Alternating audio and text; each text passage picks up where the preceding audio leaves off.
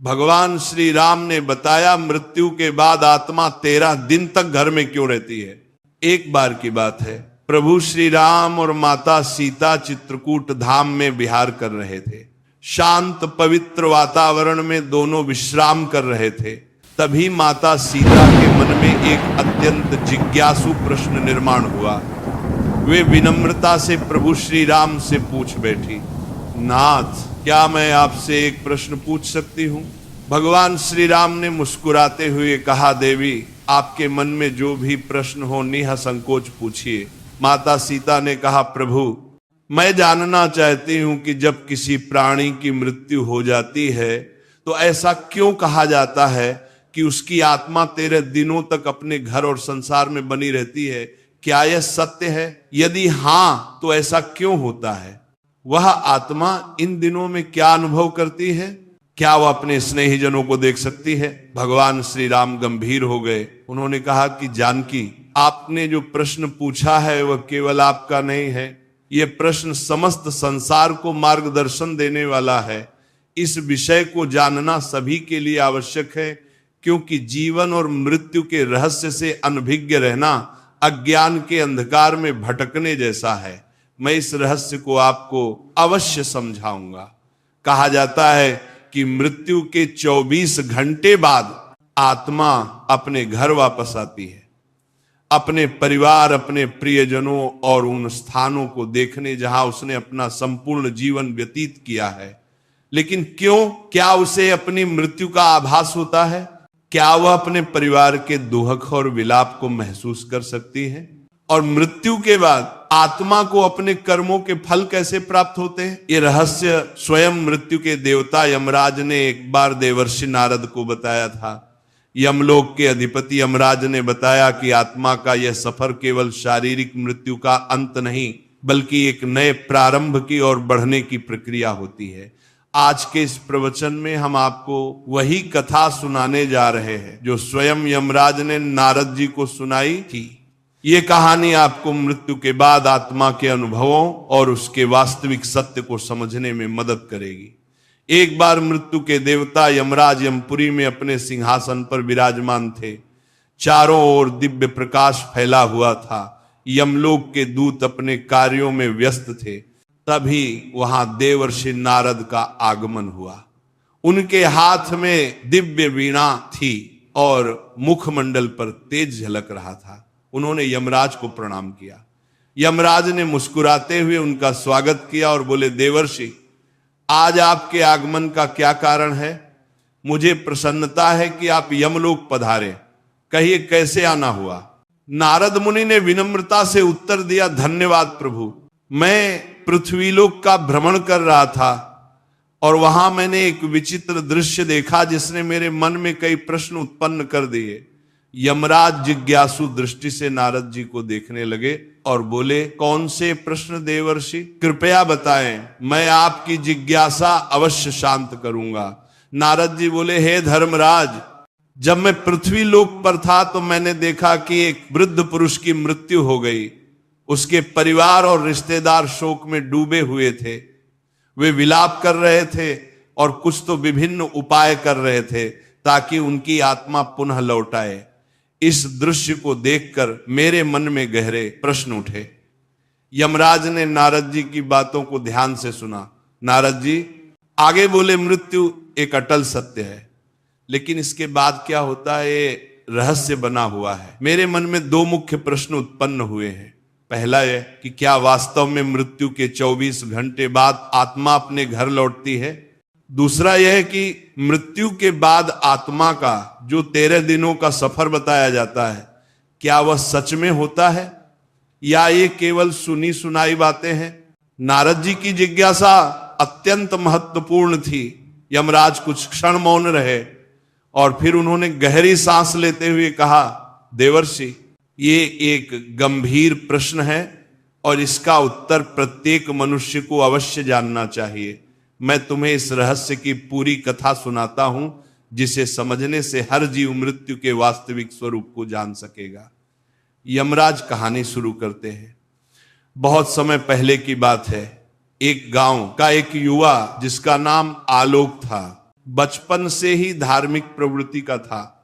वह प्रतिदिन तुलसी में जल चढ़ाता, सुबह शाम पूजा पाठ करता और सदा ईश्वर का स्मरण करता।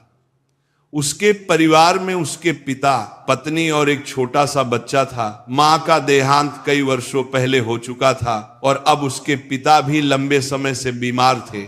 समय बीतता गया और एक दिन उसके पिता ने भी इस संसार को छोड़ दिया। ये घटना आलोक के लिए असहनीय थी। उसने अपने पिता का विधि पूर्वक अंतिम संस्कार किया, लेकिन उसके मन में अनेकों प्रश्न उभरने लगे। मृत्यु के बाद आत्मा का क्या होता है? क्या आत्मा वास्तव में घर लौटती है? यदि हां तो क्यों?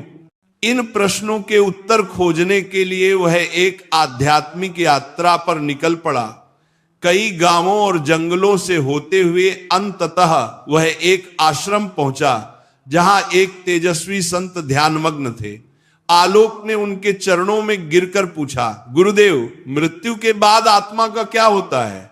क्या यह सच है कि मृत्यु के 24 घंटे बाद आत्मा अपने घर लौटती है?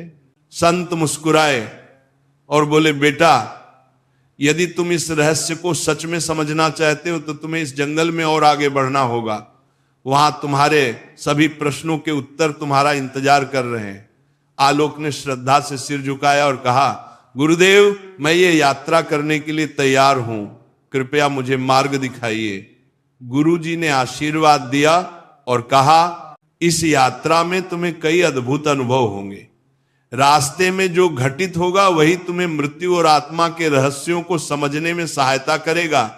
आलोक गुरुजी के आदेशानुसार जंगल की ओर बढ़ चला। जैसे जैसे वो आगे बढ़ा, जंगल घना और रहस्यमयी होता गया। चारों ओर अजीब अजीब आवाजें सुनाई पड़ने लगी। कहीं उल्लू बोल रहा था तो कहीं पत्तों की सरसराहट हवा के थपेड़ों से डरावनी प्रतीत हो रही थी। जंगल का ये भयंकर और डरावना रास्ता उसे डरा जरूर रहा था, लेकिन उसके मन में उठ रही जिज्ञासा कहीं अधिक बलवान थी। वह निडर होकर चलता गया और कुछ दूरी पर उसे एक विशाल पीपल का वृक्ष दिखाई दिया, लेकिन ये कोई साधारण वृक्ष नहीं था। उसकी शाखाएं सांपों की तरह लहरा रही थी और उसकी छाल पर मानो किसी का चेहरा उभर आया था। जैसे ही आलोक उसके पास पहुंचा, वह वृक्ष मानवीय स्वर में बोल उठा, हे मानव, ठहरो, कहां जा रहे हो? आलोक ये सुनकर स्तब्ध रह गया। एक वृक्ष बोल रहा था, परंतु वह घबराया नहीं। उसने हाथ जोड़कर पीपल के वृक्ष को प्रणाम किया और आदरपूर्वक बोला, हे महावृक्ष, मैं यहां मृत्यु के रहस्य को जानने आया हूं। मेरे मन में कई प्रश्न है और मैं उनके उत्तर खोजने के लिए यह यात्रा कर रहा हूं। कृपया मेरा मार्गदर्शन करें। पीपल के वृक्ष ने गंभीर स्वर में कहा, तुम्हारी जिज्ञासा योग्य है मानव। मैं तुम्हें मृत्यु के बाद की प्रथम अवस्था के बारे में बता सकता हूं, लेकिन उससे पहले तुम्हें मेरी एक पहेली का उत्तर देना होगा। यदि तुम सही उत्तर दे सके तो ही मैं तुम्हें आगे का ज्ञान दूंगा। आलोक ने श्रद्धा से सिर झुकाया और कहा, कृपया अपनी पहेली पूछिए, मैं उत्तर देने का प्रयास करूंगा। पीपल का वृक्ष थोड़ा मुस्कुराया और बोला, सुनो, ये पहेली तुम्हारे ही जीवन से जुड़ी है। जब जीवित होता हूं तब काल होता हूं, मरने के बाद मैं लाल हो जाता हूं। मुझे जितना जलाओगे मैं उतना ही बिखरता जाऊंगा। बताओ मैं कौन हूं? आलोक ने ध्यानपूर्वक सुना और सोच में पड़ गया। ये पहेली साधारण नहीं थी। वह कुछ देर तक विचार करता रहा। उसके मन में कई वस्तुओं के विचार आए, लेकिन फिर अचानक उसका ध्यान एक वस्तु की ओर गया जिसका प्रयोग वह प्रतिदिन अपने घर के हवन और पूजा में करता था। उसकी आंखों में चमक आ गई। उसने पीपल के वृक्ष की ओर देखा और आत्मविश्वास से उत्तर दिया, इसका उत्तर कोयल है। जब कोयल जीवित रहता है तो वह काला होता है, जलने के बाद वह लाल हो जाता है और धीरे धीरे बिखरकर राख में बदल जाता है। जैसे ही अरब ने यह उत्तर दिया, पीपल के वृक्ष की शाखाएं इकाई हिलने लगी। चारों ओर हवा तेजी से बहने लगी और वृक्ष ने स्वर को गंभीर करके कहा, सत्य कहा वत्स, तुमने मेरी पहेली का सही उत्तर दिया है। अब मैं तुम्हें मृत्यु के बाद की प्रथम अवस्था के बारे में बताऊंगा, ध्यानपूर्वक सुनो।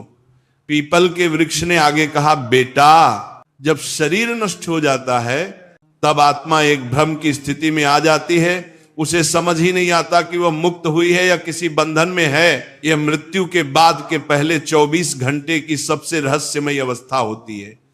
आलोक ध्यान से सुन रहा था, लेकिन उसके मन में और जिज्ञासा जाग उठी। उसने हाथ जोड़कर पूछा, कृपया विस्तार से समझाइए, मृत्यु के तुरंत बाद आत्मा को क्या अनुभव होता है? पीपल ने गहरी सांस ली, मानो किसी पुरातन स्मृति को जागृत कर रहा हो, और फिर कहा, जब मृत्यु होती है तो आत्मा शरीर से अलग हो जाती है, परंतु पहले ही क्षण में आत्मा को यह समझ नहीं आता कि वह देह से मुक्त हो गई है। वह स्वयं को जीवित ही मानता है। यह ठीक वैसा ही है जैसे कोई गहरी नींद में हो और अचानक नींद टूट जाए, परंतु उसे यह भान ना हो कि वह जाग चुका है। आत्मा उसी स्थिति में भटकती रहती है। आलोक ने चकित होकर पूछा, क्या आत्मा को अपना मृत शरीर दिखाई देता है? पीपल ने कहा, हां, बहुत बार आत्मा अपने ही मृत शरीर को देखती है। वो अपने परिवार को रोते बिलखते देखती है।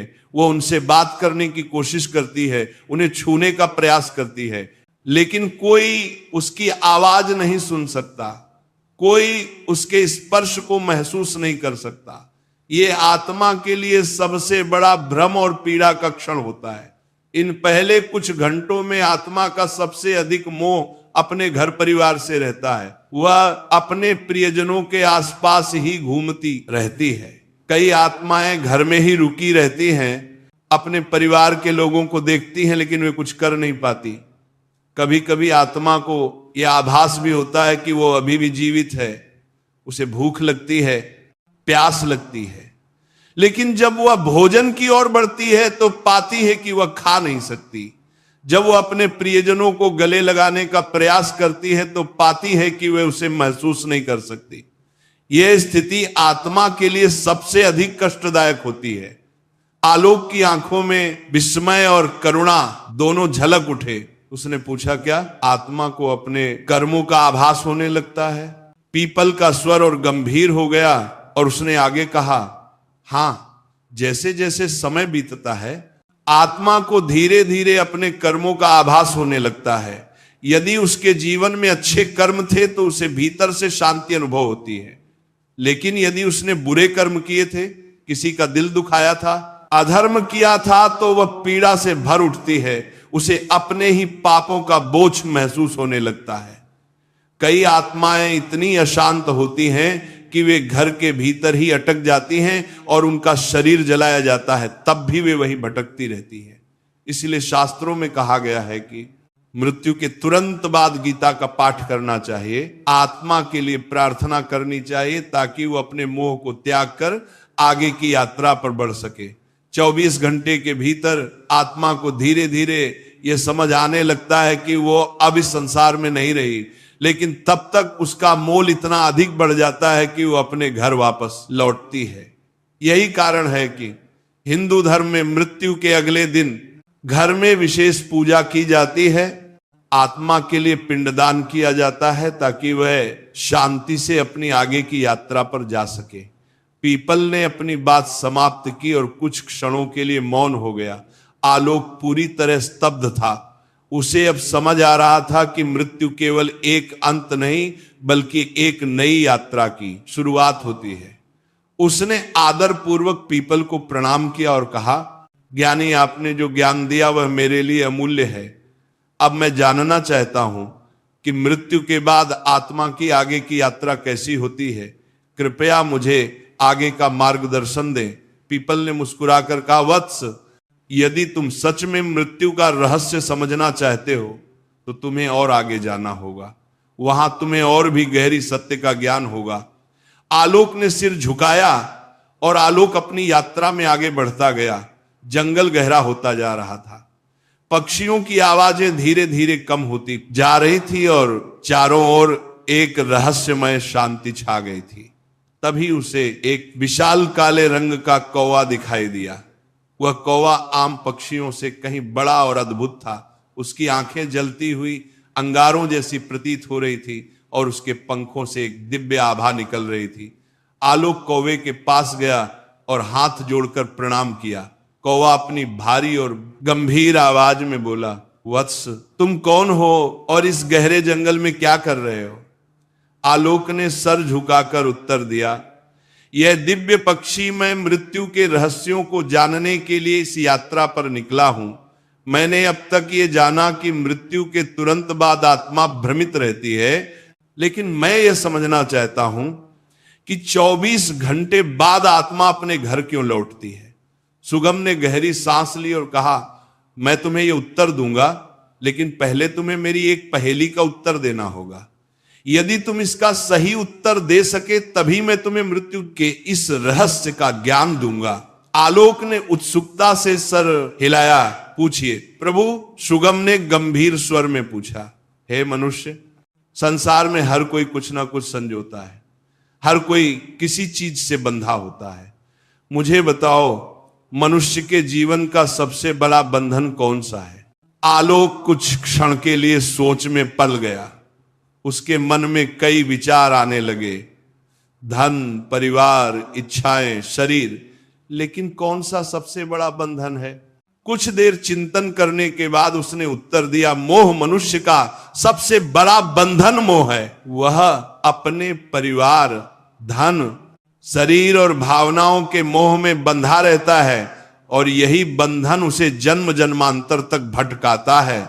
सुगम मुस्कुराया और सिर हिलाया। तुमने बिल्कुल सही उत्तर दिया वत्स। अब मैं तुम्हें मृत्यु के 24 घंटे बाद आत्मा के घर लौटने का रहस्य समझाऊंगा।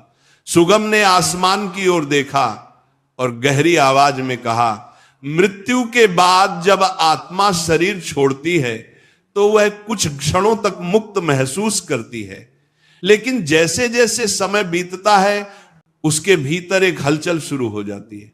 यह हलचल उसके मन के कारण होती है। आत्मा को अपने घर, अपने परिवार, अपने प्रियजनों की याद सताने लगती है। आलोक ध्यान से सुन रहा था। सुगम ने आगे कहा, जब शरीर जलता है तो आत्मा वहां से अलग तो हो जाती है, लेकिन उसका मोह समाप्त नहीं होता। वह अपने प्रियजनों को रोते हुए देखती है, अपने घर में अपने बच्चों और पत्नी को अकेला महसूस करती है। उसे लगता है कि वह अभी भी उनके पास जा सकती है, उन्हें सांत्वना दे सकती है, लेकिन जैसे ही वह कोशिश करती है उसे एहसास होता है कि कोई उसे देख नहीं सकता, कोई उसे सुन नहीं सकता। आलोक ने आश्चर्य से पूछा, तो क्या आत्मा दुखी होती है? सुगम गंभीर स्वर में बोला, आत्मा बहुत दुखी होती है। वह अपने प्रियजनों को पुकारती है, अपने बच्चे के सर पर हाथ फेरना चाहती है, अपने घर में घूमना चाहती है, लेकिन वह केवल एक छाया बनकर रह जाती है। यह उसकी सबसे बड़ी पीड़ा होती है। यही कारण है कि हिंदू धर्म में मृत्यु के बाद विशेष कर्मकांड किए जाते हैं। जब परिवार जन्म गीता का पाठ करते हैं, दीप जलाते हैं और आत्मा की शांति के लिए पिंडदान करते हैं, तब आत्मा को धीरे धीरे इस संसार से मुक्त होने में सहायता मिलती है। आलोक की आंखें नम हो गई थी। उसने धीमे स्वर में पूछा, तो क्या आत्मा हमेशा के लिए अपने घर ही रहती है? सुगम ने उत्तर दिया नहीं, लेकिन जो आत्माएं अपने जीवन में बहुत अधिक मोह में बंधी रहती हैं, वे अधिक समय तक भटकती रहती है। वे अपने परिवार, अपनी इच्छाओं, अपने अधूरे कार्यों को लेकर परेशान रहती हैं। उन्हें यह स्वीकार करने में समय लगता है कि अब वे इस संसार का हिस्सा नहीं रही। यही कारण है कि मृत्यु के बाद परिवार को आत्मा की शांति के लिए कर्मकांड करने चाहिए, ताकि आत्मा इस मोह से मुक्त हो सके और अपनी आगे की यात्रा कर सके। सुगम ने आलोक को देखा और कहा, अब तुम जान चुके हो कि आत्मा मृत्यु के 24 घंटे बाद अपने घर क्यों लौटती है। यह मोह ही आत्मा को खींचकर वापस ले आता है। लेकिन अब तुम्हें आगे की यात्रा करनी होगी, क्योंकि अभी भी बहुत से रहस्य बाकी हैं। आलोक ने सुगम के चरणों में सिर झुकाया और कहा कि दिव्य पक्षी, आपने मुझे अनमोल ज्ञान दिया। अब मैं जानना चाहता हूं कि जब आत्मा मोह से मुक्त हो जाती है तब उसकी आगे की यात्रा कैसी होती है। सुगम ने गंभीर स्वर में कहा, वत्स, यदि तुम सच में जानना चाहते हो तो तुम्हें अपनी यात्रा जारी रखनी होगी। आगे तुम्हें और भी गूढ़ रहस्य ज्ञात होंगे। जाओ और आगे बढ़ो। आलोक ने सिर झुकाया और अब अपनी यात्रा के तीसरे पड़ाव पर पहुंच चुका था। जंगल का घनत्व तो थोड़ा कम होने लगा था और वातावरण में एक अलौकिक शांति थी। पक्षियों का मधुर गान, मंद मंद बहती हवा और चारों ओर हरी भरी भूमि, यह स्थान किसी दिव्य लोक का आभास करा रहा था। तभी उसकी दृष्टि सामने खड़ी एक अद्भुत गोमाता पर पड़ी। यह कोई साधारण गाय नहीं थी। इसके शरीर से एक दिव्य प्रकाश निकल रहा था और इसकी आंखों में गहरी करुणा तथा ज्ञान की झलक थी। आलोक ने श्रद्धा से झुककर गौ माता को प्रणाम किया। गौ माता ने स्नेह से उसे देखा और कहा, वत्स, मैं जानती हूं कि तुम मृत्यु के रहस्यों को जानने के लिए इस यात्रा पर निकले हो। मैं तुम्हें आगे का ज्ञान दूंगी, लेकिन पहले तुम्हें मेरी एक पहेली का उत्तर देना होगा। आलोक ने श्रद्धा से सिर झुकाया और कहा, हे मां, कृपया मुझसे पूछिए। गौ माता ने मधुर किंतु गंभीर स्वर में पूछा। मनुष्य अपने जीवन में कई चीजों को संजोता है, धन, परिवार, प्रतिष्ठा, ज्ञान, लेकिन बताओ उसके लिए सबसे महत्वपूर्ण संपत्ति कौन सी है जो मृत्यु के बाद भी उसके साथ जाती है? आलोक गहरे चिंतन में पड़ गया। वह सोचने लगा, धन तो यहीं छूट जाता है, परिवार भी पीछे रह जाता है, प्रतिष्ठा भी मिट जाती है, तो फिर कौन सी चीज मनुष्य के साथ जाती है? कुछ क्षण विचार करने के बाद उसने उत्तर दिया, कर्म। मनुष्य के कर्म ही उसकी सबसे बड़ी संपत्ति होती है। धन, परिवार और प्रतिष्ठा सब यहीं छूट जाते हैं, लेकिन अच्छे या बुरे कर्म उसकी आत्मा के साथ जाते हैं और उसकी आगे की यात्रा तय करते हैं। गौ माता मुस्कुराई और सर हिलाया, तुमने सही उत्तर दिया वत्स। मैं तुम्हें मृत्यु के तीसरे चरण का रहस्य बताऊंगी। गौ माता ने अपनी आंखें बंद की और उनके चारों ओर एक दिव्य आभा फैल गई। उन्होंने गहरे स्वर में कहना शुरू किया, जब आत्मा मृत्यु के बाद अपने मोह से मुक्त हो जाती है, तब उसका सामना अपने कर्मों से होता है। आत्मा को अपने संपूर्ण जीवन का प्रतिबिंब दिखाई देता है। उसने जो अच्छे कर्म किए होते हैं वे उसे प्रकाश की ओर ले जाते हैं, और जो बुरे कर्म किए होते हैं वह उसे अंधकार की ओर धकेलते हैं। आलोक ध्यानपूर्वक सुन रहा था। गौ माता ने आगे कहा, यदि आत्मा ने जीवन भर अच्छे कर्म किए हैं, दान, गौ सेवा, भजन, सत्संग, दूसरों की सेवा, तो वह शीघ्र ही स्वर्ग की ओर बढ़ती है। वहां उसे दिव्य सुख मिलता है जहां न पीड़ा होती है न दुख। लेकिन यदि उसने पाप किए हैं, अत्याचार, छल, क्रोध, अहंकार, हिंसा, तो उसे यमलोक में जाना पड़ता है, जहां उसके कर्मों के अनुसार उसे दंड भोगना पड़ता है। आलोक ने प्रश्न किया, हे माता, क्या मनुष्य अपने कर्मों को बदल सकता है? क्या मृत्यु के बाद उसका भाग्य तय हो जाता है? गौ माता ने गंभीर स्वर में उत्तर दिया, नहीं वत्स, मनुष्य जब तक जीवित है तब तक अपने कर्मों को सुधार सकता है, वह पुण्य कमा सकता है, धर्म के मार्ग पर चल सकता है और अपनी आत्मा को शुद्ध कर सकता है। लेकिन मृत्यु के बाद उसे वही भोगना पड़ता है जो उसने संचित किया है। इसलिए हिंदू धर्म में गौ सेवा, दान, भजन, कीर्तन और सत्संग का बहुत महत्व है। जब मनुष्य गौ माता की सेवा करता है तो वह अपने पापों का नाश करता है। गाय केवल एक पशु नहीं है, यह स्वयं धर्म का प्रतीक है। इसके स्पर्श से ही पाप नष्ट हो जाते हैं और इसकी सेवा करने से पुण्य संचित होते हैं। गौ माता ने आगे समझाया, वत्स, जब आत्मा अपने कर्मों का लेखा जोखा देखती है तब उसे पता चलता है कि उसने जीवन में क्या अर्जित किया। जो पवित्र आत्माएं होती हैं वे आनंद से आगे बढ़ती हैं, लेकिन जो पापी आत्माएं होती हैं वे भय से कांपती हैं। वे सोचती हैं कि यदि उन्हें दूसरा जन्म मिले तो वे अपने जीवन को सुधार लेंगी, लेकिन तब तक बहुत देर हो चुकी होती है। आलोक की आंखों में चिंता झलकने लगी। उसने श्रद्धा से कहा, हे गौ माता, आपने मुझे एक बहुत बड़ा ज्ञान दिया है। अब मैं अपने कर्मों पर और ध्यान दूंगा ताकि जब मेरी मृत्यु हो तो मुझे यमलोक में ना जाना पड़े। गौ माता ने आशीर्वाद दिया और कहा, वत्स, तुम्हारी यात्रा अभी समाप्त नहीं हुई है। आगे तुम्हें और भी रहस्य जानने हैं, जाओ और अपनी यात्रा जारी रखो। आलोक ने गौ माता के चरणों में सिर झुकाया और पुनः अपनी यात्रा के अगले चरण की ओर बढ़ चला। आलोक की यात्रा अब अपने अंतिम पड़ाव की ओर बढ़ रही थी। वह चलते चलते एक विशाल नदी के किनारे आ पहुंची। यह कोई साधारण नदी नहीं थी। इसका जल कहीं शीतल और निर्मल दिख रहा था, तो कहीं रक्त और अग्नि की लपटों से भरा हुआ प्रतीत हो रहा था। नदी के किनारे एक दिव्य देवी प्रकट हुई। उनके तेज से पूरा वातावरण आलोकित हो उठा। वे सौम्य किंतु प्रभावशाली थी, मानो साक्षात ज्ञान और शुद्धता की मूर्ति हो। आलोक ने श्रद्धा से झुककर उन्हें प्रणाम किया। देवी मुस्कुराए और मधुर स्वर में बोली, वत्स, मैं जानती हूं कि तुम मृत्यु के रहस्य को समझने के लिए इस कठिन यात्रा पर आए हो।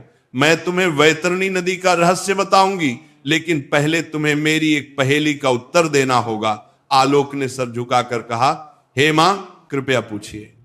देवी ने गंभीर स्वर में पूछा, बताओ वत्स, इस संसार में मनुष्य का सबसे बड़ा भ्रम क्या है? आलोक कुछ क्षण सोचता रहा, फिर उसने उत्तर दिया, मां, मनुष्य का सबसे बड़ा भ्रम यह है कि वह सोचता है कि यह शरीर और यह संसार अस्थाई है।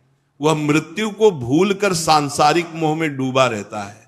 लेकिन जब मृत्यु का समय आता है, तब उसे समझ में आता है कि यह सब नश्वर है, केवल आत्मा अमर है। देवी मुस्कुराई और कहा, वत्स, तुमने सत्य को पहचान लिया। अब मैं तुम्हें वैतरणी नदी के रहस्य का ज्ञान दूंगी। देवी ने समझाया, वत्स, ये वैतरणी नदी है। ये यमलोक और पितरों के बीच बहती है। ये आत्मा के लिए अंतिम परीक्षा होती है। जिन्होंने अपने जीवन में पुण्य किए होते हैं, वे इसे आसानी से पार कर लेते हैं और स्वर्ग या मोक्ष की ओर बढ़ जाते हैं। लेकिन जिन्होंने पाप और अधर्म किया होता है, उनके लिए यह नदी अग्नि और रक्त से भरी हुई प्रतीत होती है। वे इसमें फंस जाते हैं और छटपटाते रहते हैं। आलोक भय और विस्मय से यह दृश्य देख रहा था। उसने प्रश्न किया, मां, आत्मा के लिए यह नदी इतनी महत्वपूर्ण क्यों है? देवी ने उत्तर दिया, वत्स, यह नदी आत्मा की अंतिम परीक्षा है। यह उसके जीवन के कर्मों का प्रतिबिंब है। जिन्होंने गौ सेवा, दान, पुण्य और धर्म का पालन किया, उनके लिए यह नदी निर्मल जल की धारा बन जाती है। वे इसे पार कर मोक्ष या स्वर्ग की ओर बढ़ते हैं। लेकिन जिन्होंने अधर्म, पाप और अन्याय किया, उनके लिए यह नदी एक भयंकर यातना का स्थान बन जाती है। वे इसमें फंस जाते हैं और तब तक कष्ट भोगते हैं जब तक उनके पापों का नाश नहीं हो जाता। आलोक ये सुनकर गंभीर हो गया। उसने प्रश्न किया, मां, आत्मा इस नदी को कैसे पार कर सकती है? देवी ने कोमलता से समझाया, वत्स, आत्मा केवल सच्चे ज्ञान, भक्ति और अच्छे कर्मों के आधार पर इस नदी को पार कर सकती है। जीवन में गौ सेवा, दान, धर्म, कर्म, सत्य आचरण और भक्ति करने वाले सहज ही इसे पार कर जाते हैं। विशेषकर गौदान, गाय का दान करने वालों के लिए यह नदी एक सरल मार्ग बन जाती है, क्योंकि गौ माता धर्म का प्रतीक है और जो उसकी सेवा करता है वह अपने पापों को नष्ट कर सकता है। आलोक यह सुनकर चकित रह गया। उसने एक और प्रश्न किया, मां, यदि कोई व्यक्ति जीवन में अच्छे कर्म ना करे तो क्या वह कभी इस नदी को पार नहीं सकता? देवी ने गंभीर स्वर में उत्तर दिया, वत्स, ब्रह्मांड कर्मों के नियम से चलता है। यदि आत्मा वैतरणी को पार कर ले तो वह स्वर्ग की ओर बढ़ती है। यदि नहीं तो उसे यमलोक में न्याय के लिए भेजा जाता है, जहां उसके कर्मों का हिसाब होता है। जो आत्माएं इसे पार नहीं कर पाती, वे भटकती रहती हैं। वे पुनर्जन्म के चक्र में फंस जाती हैं और कई जन्मों तक कष्ट सहती हैं। आलोक की आंख खुल चुकी थी। उसने देवी को प्रणाम किया और कहा, हे मां, आपने मुझे सत्य का ज्ञान दिया। अब मैं अपने जीवन को और भी पवित्र बनाऊंगा ताकि मेरी आत्मा मृत्यु के बाद सही मार्ग पर चल सके। देवी ने आशीर्वाद दिया और कहा, वत्स, तुम्हारी यात्रा पूरी हुई। जाओ और इस ज्ञान को संसार तक पहुंचाओ ताकि लोग मृत्यु से पहले जीवन को समझ सके। आलोक ने पुनः प्रणाम किया और उस दिव्य ज्ञान को हृदय में समेट कर लौट पड़ा। तो यमराज ने नारद जी को इस तरह से आत्मा के 13 दिनों के रहस्य की संपूर्ण कथा सुनाई। उन्होंने बताया कि कैसे आत्मा मृत्यु के बाद अपने घर लौटती है, कैसे वो अपने कर्मों के अनुसार आगे बढ़ती है और किन किन अवस्थाओं से गुजरती है। यमराज के वचन सुनकर नारद जी के सभी संदेह दूर हो गए। नारद जी ने हाथ जोड़कर कहा, आपकी यह दिव्य कथा सुनकर मेरे सभी प्रश्नों के उत्तर मिल गए हैं। अब मुझे स्पष्ट हो गया कि मृत्यु के बाद आत्मा किस प्रकार अपनी यात्रा पूरी करती है। मैं इस सत्य का प्रचार प्रसार करूंगा ताकि अधिक से अधिक लोग इस गूढ़ ज्ञान को समझ सके और धर्म के मार्ग पर चल सके। यमराज ने नारद जी को आशीर्वाद दिया और कहा, देवर्षि, यदि मनुष्य इस सत्य को समझकर जीवन व्यतीत करें तो वे मोह माया से मुक्त हो सकते हैं और सही मार्ग का अनुसरण कर सकते हैं। अगर आज की प्रवचन आपको अच्छी लगी हो तो वीडियो को लाइक करें और ऐसे ही प्रवचन सुनने के लिए चैनल को सब्सक्राइब करें। बोलो राधे राधे।